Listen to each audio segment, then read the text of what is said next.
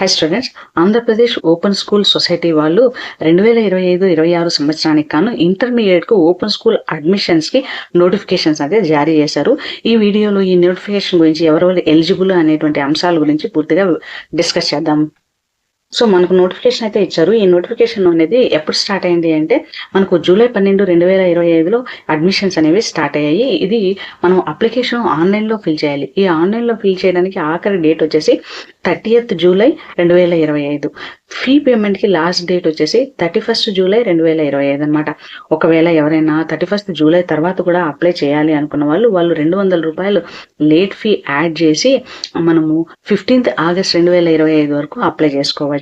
ఇది నోటిఫికేషన్. ఇప్పుడు మనము ఎవరెవరు ఎలిజిబుల్, ఏమేమి సబ్జెక్ట్స్ ఉంటాయి, వాటన్నిటి గురించి కూడా డిస్కస్ చేద్దాం. ఎవరైతే ఇంటర్మీడియట్ ఓపెన్లో చేయాలి అనుకుంటున్నారో వాళ్ళు ఖచ్చితంగా 10th క్లాస్ పాస్ అయ్యి ఉండాలి.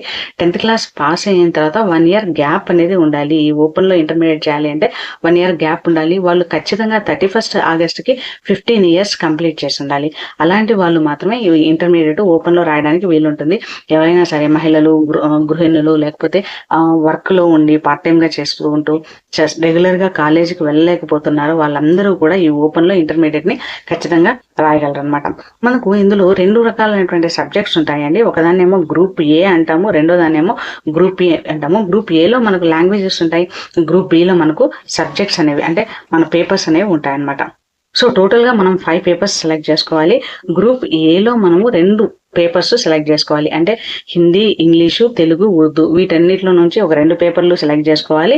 తర్వాత ఇంటర్మీడియట్ మెయిన్ గ్రూప్స్ అంటే mathematics, physics, chemistry, biology, history, geography, political sciences, economics, commerce or business studies, accountancy, home sciences, psychology, sociology వీటన్నిటిలో నుంచి ఖచ్చితంగా మీరు 3 సబ్జెక్టులు అనేది సెలెక్ట్ చేసుకోవాలి. ఆప్షనల్గా కావాలి అనుకుంటే ఒక సబ్జెక్ట్ని అడిషనల్గా మీరు సెలెక్ట్ చేసుకోవచ్చు. ఇక్కడ మీరు చూసుకున్నట్లయితే physics, chemistry, biology and then home sciences ఈ సబ్జెక్ట్స్కి థియరీ ఉంటుంది యాజ్ వెల్ యాజ్ ప్రాక్టికల్స్ 2 ఉంటుంది.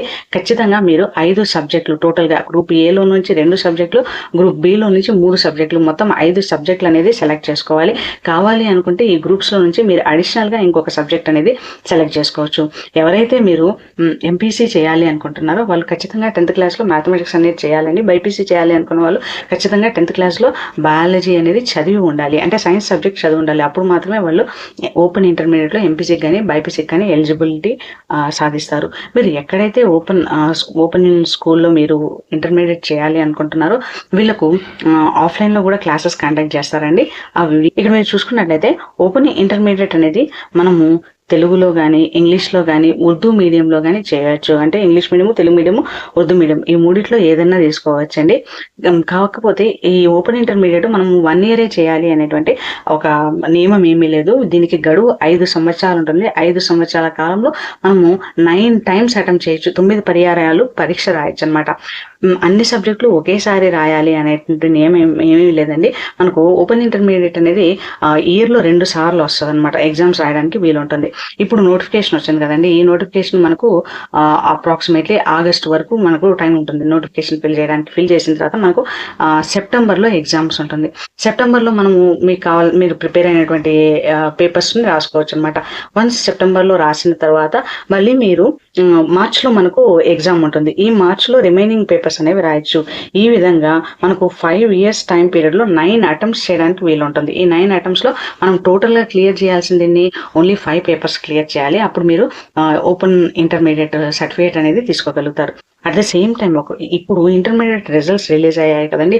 ఎవరైనా ఇంటర్మీడియట్ ఫెయిల్ అయ్యి వాళ్ళు ఇంటర్మీడియట్ కంప్లీట్ చేయాలి అనుకుంటే వాళ్ళకు ఓపెన్ అనేది చాలా మంచి అవకాశము. ఇప్పుడు ఓపెన్లో ఏంటి అంటే మనకు ఒక ఫెసిలిటీ ఉంటుంది. మీరు ఇంటర్మీడియట్లో ఏదైనా ఒక 2 సబ్జెక్టులు పాస్ అయ్యారు అనుకోండి, మీరు ఏ సబ్జెక్టులు అయితే పాస్ అయ్యారో, ఫర్ ఎగ్జాంపుల్ ఎంపీసీ స్టూడెంట్స్ ఉన్నారు, ఓపెన్లో మీరు మ్యాథ్స్, ఫిజిక్స్ పాస్ అయ్యారు, కెమిస్ట్రీ ఫెయిల్ అయిపోయారు అనుకోండి, అప్పుడు మళ్ళీ మీరు మ్యాథ్స్, ఫిజిక్స్ రాయాల్సినటువంటి పని లేదనమాట. ఇక్కడ మీరు కెమిస్ట్రీ లాంగ్వేజెస్ రాసుకోవచ్చు. అలా కేవలం 2 సబ్జెక్ట్స్ మాత్రమే మీరు రెగ్యులర్లో ఏవైతే పాస్ అయ్యారో ఆ 2 సబ్జెక్ట్స్ని మీరు ఇక్కడ కౌంట్గా తీసుకోవచ్చు. అంటే మీరు రెగ్యులర్ ఇంటర్మీడియట్లో ఏవైనా 2 సబ్జెక్టులు పాస్ అయిన సబ్జెక్ట్స్ చూస్ చేసుకోవచ్చు. ఫర్ ఎగ్జాంపుల్ ఒక ఎంపీసీ స్టూడెంట్ ఉన్నారు, ఎంపీసీ స్టూడెంట్ లాంగ్వేజెస్ క్లియర్ చేశారు, గ్రూప్స్ మాత్రం క్లియర్ చేయలేదు. అప్పుడు వాళ్ళు ఆ లాంగ్వేజెస్ ఎగ్జామ్ మళ్ళీ రాయాల్సిన పని లేదు. ఓపెన్లో ఓన్లీ మ్యాథ్స్, ఫిజిక్స్, కెమిస్ట్రీ ఈ 3 సబ్జెక్టులు రాస్తే వాళ్ళకు క్లియర్ చేశారనుకోండి, వాళ్ళకు ఇంటర్మీడియట్ సర్టిఫికేట్ అనేది ఇచ్చేస్తారనమాట. అది ఇందులో ఉండేటువంటి మంచి విషయం. కాబట్టి ఎవరైతే పని చేసుకుంటూ రెగ్యులర్గా చదవలేము అని అనుకుంటున్నారో వాళ్ళకు ఈ ఓపెన్ ఇంటర్మీడియట్ అనేది ఒక మంచి సదవకాశము. ఈ అవకాశాన్ని తప్పకుండా వినియోగించుకోండి. దీనికి మనకు రిజిస్ట్రేషన్ ఫీజు వచ్చేసి మనకు 200 రూపీస్ ఉంటుందండి. ఇది రిజిస్ట్రేషన్ ఫీజు. అడ్మిషన్ ఫీజు వచ్చేసి 1400 రూపీస్ ఉంటుంది. ఓపెన్ కేటగిరీ SC/ST క్యాండిడేట్స్ కానీ లేదంటే ఫిమేల్స్ కానీ వీళ్ళందరికీ కూడా ఓపెన్ ఇంటర్మీడియట్లో మనకు 1100 ఉంటుంది. కాకపోతే వీళ్ళు దానికి సంబంధించినటువంటి ప్రూఫ్ అంటే క్యాస్ట్ సర్టిఫికేట్స్ అవి సబ్మిట్ చేయాలి. అప్పుడు మాత్రమే వాళ్ళకు ఈ రాయితీ అనేది ఉంటుంది. ఇది అడ్మిషన్ ఫీజు. అంటే రిజిస్ట్రేషన్ ఫీజు 200 రూపాయలు, అడ్మిషన్ ఫీజు వాళ్ళ 1400 రూపాయలు వచ్చేసి పురుషులకి, అదే స్త్రీలకైతే 1100 రూపాయలు, SC/ST వాళ్ళకైతే ఇంకా డిడక్షన్ అనేది ఉంటుందన్నమాట. తర్వాత ఎగ్జామ్ ఫీజు ఉంటుంది. ప్రతి ఒక్క సబ్జెక్ట్కి ఎగ్జామ్ ఫీజు వచ్చేసి 150 రూపాయలు. దీనికి ప్రాక్టికల్స్ ఉన్నాయనుకోండి, దానికి ఎక్స్ట్రాగా 100 రూపీస్ ఇవ్వాలి. నేను ఇందాక చెప్పాను కదా, ఫిజిక్స్, కెమిస్ట్రీ, బయాలజీ, హోమ్ సైన్సెస్కి ప్రాక్టికల్స్ ఉంటాయి. దానికి ఖచ్చితంగా మీరు 100 రూపీస్ ఎక్స్ట్రా అనేది పే చేయాలి. ఓపెన్ స్కూల్ స్టడీ సెంటర్ని ఎంచుకుంటారు. ఆ స్టడీ సెంటర్లో సెలవు రోజుల్లో హాలిడేస్లో మనకు 30 క్లాసెస్ని కండక్ట్ చేస్తారు. ఓవరాల్గా క్లాస్ రూమ్లో వాళ్ళకి సబ్జెక్ట్స్ సంబంధించినటువంటి డిస్కషన్స్ ఉంటాయన్నమాట. అదేవిధంగా ప్రాక్టికల్స్ కోసం 24 ప్రాక్టికల్ సెషన్స్ అనేవి కండక్ట్ చేస్తారు. అంటే 30 సెషన్స్ మనకు క్లాస్ రూమ్ సెషన్స్ ఉంటాయి, 24 ప్రాక్టికల్ సెషన్స్ అనేవి మీరు ఏదైతే ఓపెన్ స్కూల్ స్టడీ సెంటర్ని సెలెక్ట్ చేసుకుంటారో ఆ సెంటర్లో మనకి ఇవి కండక్ట్ చేస్తారు. ఇక్కడ మీరు జాగ్రత్తగా అబ్జర్వ్ చేయాల్సింది ఏంటి అంటే, ఇప్పుడు ఏదైనా మీరు స్టడీ సెంటర్ని సెలెక్ట్ చేసుకున్నారు. ఒకవేళ ఆ స్టడీ సెంటర్కి అడ్మిషన్స్ తక్కువ ఉన్నాయనుకోండి, అలాంటి సందర్భాల్లో ఆ స్టడీ సెంటర్ని క్యాన్సిల్ చేస్తారు. కాబట్టి మీరు నెక్స్ట్ చాయిస్ మీరు ముందే డిసైడ్ చేసి పెట్టుకోవాలి. ఇది మీకు ఇంటిమేట్ చేస్తారు ఆ స్టడీ సెంటర్ అనేది క్యాన్సిల్ అయింది అనేసి. తర్వాత ఈ ఓపెన్ ఇంటర్మీడియట్ మీరు చేయాలి అనుకున్నట్లయితే దీనికి అప్లికేషన్ ఆన్లైన్లో సబ్మిట్ చేయాలి. మీరు ఆన్లైన్లో ఎలా అప్లై చేసుకోవాలి అంటే, మీకు ఈ లింక్ నేను మీకు డిస్క్రిప్షన్లో ఇస్తాను. ఫస్ట్ మీరు ఆన్లైన్లో అప్లై చేయాలి అనుకుంటే దానికి ఫస్ట్ స్టెప్ ఏంటి అంటే రిజిస్ట్రేషన్ ఫామ్ని రిజిస్ట్రేషన్ చేసుకోవాలి. తర్వాత ఆ రిజిస్ట్రేషన్ చేసుకున్న తర్వాత అప్లై చేయాలి. అప్లై చేసుకున్న తర్వాత మళ్ళీ రిజిస్ట్రేషన్ అన్ని కరెక్ట్గా చేశారా లేదా చెక్ చేసుకోవాలి. వన్స్ చెక్ చేసుకున్న తర్వాత అప్లికేషన్ ప్రింట్ తీసుకోవాలి. ప్రింట్ తీసుకున్న తర్వాత మీరు పేమెంట్ అనేది పే చేయాలి. పేమెంట్ వెరిఫికేషన్ చేసిన తర్వాత అప్లికేషన్ యొక్క స్టేటస్ అనేది మీరు చెక్ చేసుకోవాలి. అప్లికేషన్ యాక్సెప్ట్ అయిందా లేదా అనేసి. ఈ 6 స్టెప్స్ మీరు కంప్లీట్ చేసినట్లయితే మీకు అప్లికేషన్ అనేది కంప్లీట్ అవుతుంది. సో ఒకవేళ మీకు ఏమైనా డౌట్స్ ఉన్నాయంటే మీరు దగ్గరలో ఉన్న సచివాలయంలో కానీ ఏపీ ఆన్లైన్ సెంటర్స్ ఉంటాయి, అక్కడ కూడా ఈ అప్లికేషన్ మీకు ఫిల్ చేస్తారనమాట. మీకు డౌట్ ఉంది అంటే మీరు అక్కడికి వెళ్ళి ఫిల్ చేసుకోవచ్చు, లేకపోతే మీరే ఆన్లైన్లో ఫిల్ చేసుకోవచ్చు. దీనికి ఖచ్చితంగా వర్కింగ్లో ఉండేటువంటి మొబైల్ నెంబర్ ఉండాలండి. ఆ మొబైల్ నెంబర్తో పాటు వర్కింగ్లో ఉండేటువంటి ఈమెయిల్ ఐడి ఉండాలి, మీ ఆధార్ నెంబర్ ఉండాలి, ప్లస్ ఈ ఆధార్ నెంబర్తో పాటు మీ SSC మార్క్స్ మెమో కూడా ఉండాలి. మీరు ఈ అప్లికేషన్లో ఫిల్ చేసే డీటెయిల్స్ అన్ని ఖచ్చితంగా SSC మార్క్స్ మెమోలో ఎలా ఉన్నాయో ఎగ్జాక్ట్గా అదే విధంగా ఫిల్ చేయాలి. ఎందుకంటే ఇది చాలా చాలా ఇంపార్టెంట్.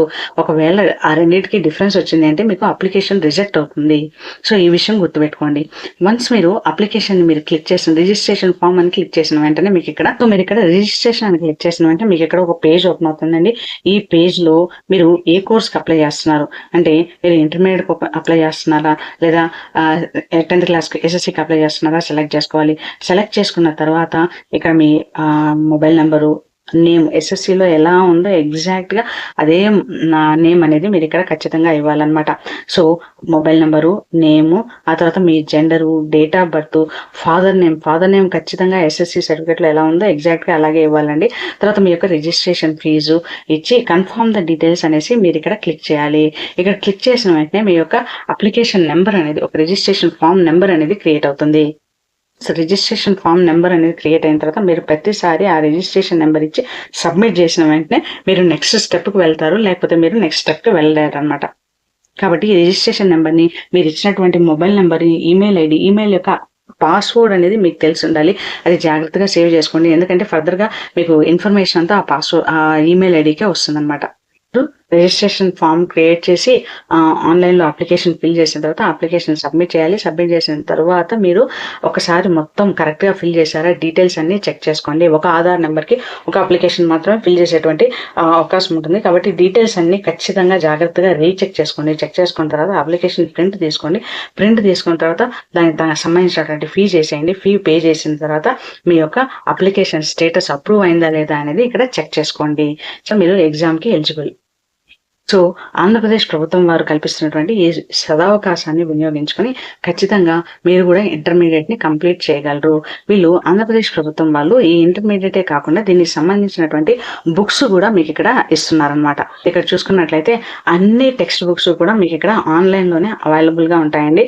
మీరు అప్లికేషన్ ఫిల్ చేసినప్పుడు మీరు ఇచ్చినటువంటి అడ్రస్కి ఈ బుక్స్ అన్ని కూడా మీకు పోస్టల్ ద్వారా పంపించబడతాయి. కాబట్టి ఆ అడ్రస్ అనేది జాగ్రత్తగా ఫిల్ చేయండి. ఆ అడ్రస్కే మీకు ఈ బుక్స్ అన్ని కూడా వస్తాయి. అట్ ద సేమ్ టైం ఇక్కడ ఇదే వెబ్సైట్ లో మీకు ఆడియో లెసన్స్ కూడా ఉన్నాయండి. ఈ ఆడియో లెసన్స్ మీరు వినడం వలన చాలా ఈజీగా మీరు ఎగ్జామ్ అనేది క్లియర్ చేయగలరు. ఈ ఓపెన్ ఎగ్జామ్స్ అనేవి చాలా ఈజీగా ఉంటాయి. మీరు తక్కువగా చదివిన కాన్సెప్ట్ ని బాగా అర్థం చేసుకున్నట్లయితే మీరు ఎగ్జామ్ ని ఈజీగా క్లియర్ చేయగలరు. మీరు ఇక్కడ చూస్తున్నారు కదా, ఇక్కడ స్టడీ సెంటర్ అనే దాన్ని క్లిక్ చేసి ఇంటర్ ఆడియో క్లాసెస్ అని క్లిక్ చేసిన వెంటనే మీకు ఒక పేజ్ ఓపెన్ అవుతుంది. ఈ పేజ్ లో మీకు మెయిన్ సబ్జెక్ట్స్ సంబంధించినటువంటి ఇన్ఫర్మేషన్ అంతా కూడా క్లాసెస్ అన్ని కూడా ఆడియో ఫైల్స్ రూపంలో ఉంటాయి. మీరు ఆ ఆడియో ఫైల్ ని క్లిక్ చేసి మీరు క్లాసెస్ అనేది వినొచ్చు. ఏ విధమైన క్రియేట్ చేశారండి. కాబట్టి ఎటువంటి ఇబ్బంది లేకుండా మీరు ఈ ఆడియోస్ తెలుగులో ఉన్నాయి కదా, ఇప్పుడు నేను ఈ కణజాలాలు అనేది ఈ ఆడియోని ఓపెన్ చేసిన వెంటనే మీకు ఇక్కడ ఆడియో ఫైల్ అనేది ఓపెన్ అవుతుంది. సో ఈ ఆడియో ఫైల్లో మీరు వినొచ్చు అనమాట. సో కాబట్టి ప్రతి ఒక్కరూ ఈ అవకాశాన్ని వినియోగించుకొని తప్పకుండా మీరు ఇంటర్మీడియట్ క్లియర్ చేయవచ్చు. కాబట్టి ఎవరైనా కూడా ఓపెన్లో చేయాలి అనుకున్నట్లయితే ఇంటర్మీడియట్ని తప్పకుండా ఈ వీడియోని వాళ్ళకు కూడా షేర్ చేయండి. I wish you all the success in your examinations. Thank you.